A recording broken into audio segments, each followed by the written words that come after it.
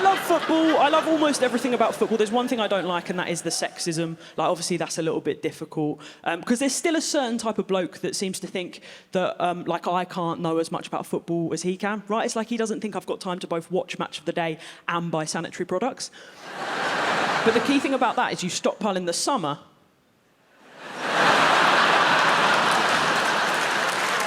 So you're ready for when the season starts in the winter. I love these guys, though. I call them the proper footballing geezers. You've probably seen them knocking around. They're big guys, massive fucking heads, big thick neck veins where they store all of their repressed emotions. Weirdly, they're always very active on Twitter for some reason. And they'll always have a Twitter handle which is like @MillwallMike69. And then you'll click onto their Twitter profile and their bio will always say something like, "Love my kids, hate nonces." And you're sort of thinking, come on, Mike, pick a side.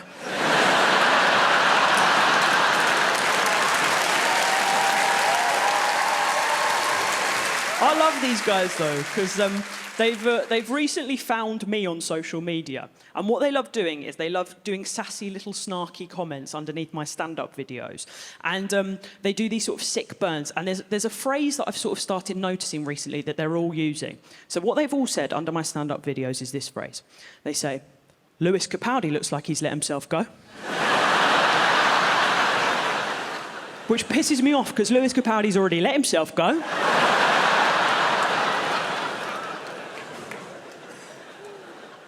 I think what they're trying to do by comparing me to a plus-sized man is to imply that I'm ugly.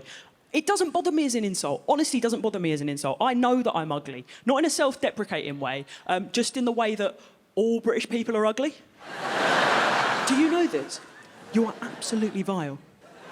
I'm sorry if you don't know this, you're absolutely vile, OK? And I didn't know this until recently when I started travelling outside of the UK in the last couple of years. Everything they say about us is true. Okay? But it's not your fault. The reason that we're ugly is because, and I'm specifically talking about white British people here, I don't want to draw anyone else into our ugly mess. The reason that we're ugly is because back in the day, the Vikings came over, stole all of our hot women, took them back to mainland Europe, which is why everyone in Sweden is smoking hot, and we look like someone put a wig on some Billy Bear ham.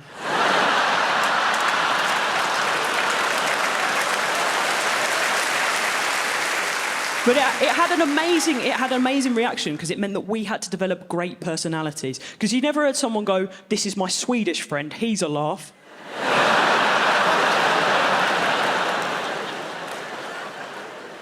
So I would say that I'm British hot, which is ugly but a hoot. So I love football, as I say, and I kind of get these blokes that are a bit toxic, because football makes me toxic too. I do worry about my toxicity, though. Like, I've got a girlfriend now, and I don't let her watch me watch the football, because she saw me watch the football once, it almost ruined our relationship before it even started. So what happened was, she came into the living room, she said to me, "Chloe, why are you laughing?" And I had to explain that Chelsea had just gone 3-2 down, and the camera had panned to a crying child.